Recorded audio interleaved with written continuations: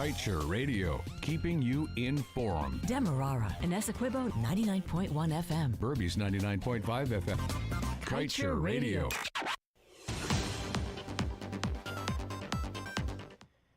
Good day and welcome to your news at noon on Kaieteur Radio. I'm Kevin Smith. While the PPPC administration has expressed its intention to ensure transparency is one of the main hallmarks of the oil sector, observers say there is still much work to be done regarding disclosure of key documents. Industry experts have lamented the need for ExxonMobil's field development plans for its projects be made public, as well as the guidelines being used by the administration for due diligence.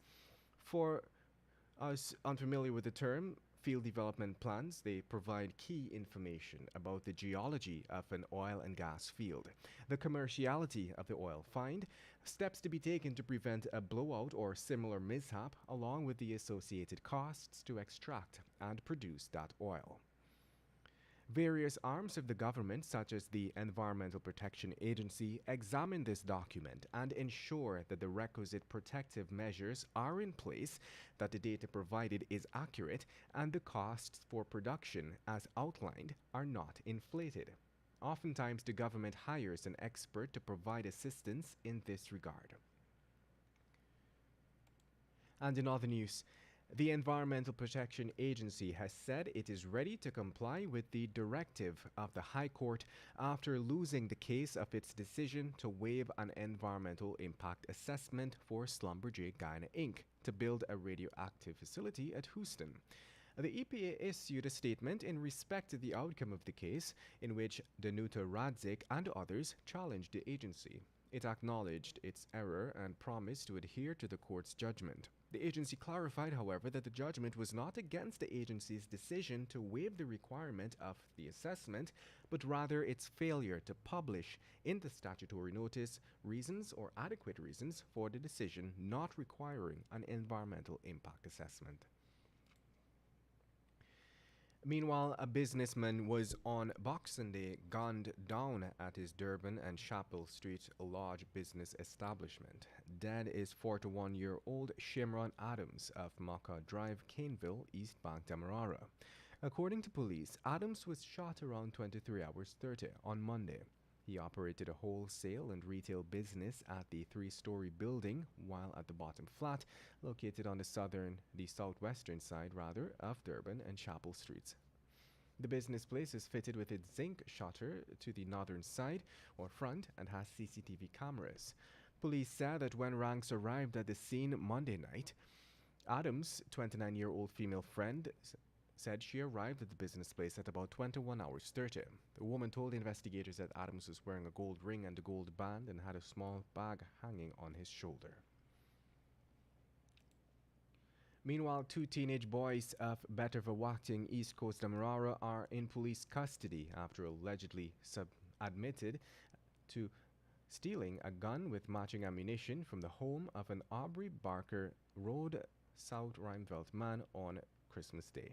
In a press release, police said ranks early Tuesday morning recovered the firearm and ammunition after being led to where one of the teens had buried it in his backyard.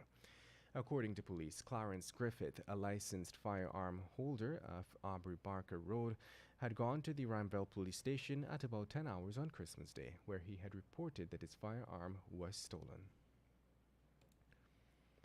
And in other news, a Bledenhall, East Coast Demerara businessman was early Tuesday morning found with two illegal firearms with matching rounds of ammunition when police ranks conducted a search on him. According to the police, around 3 hours, a party of ranks acting on information received went to 2J Supermarket located at Strathspey, East Coast Demerara, where they made contact with a 29-year-old businessman of Bledenhall.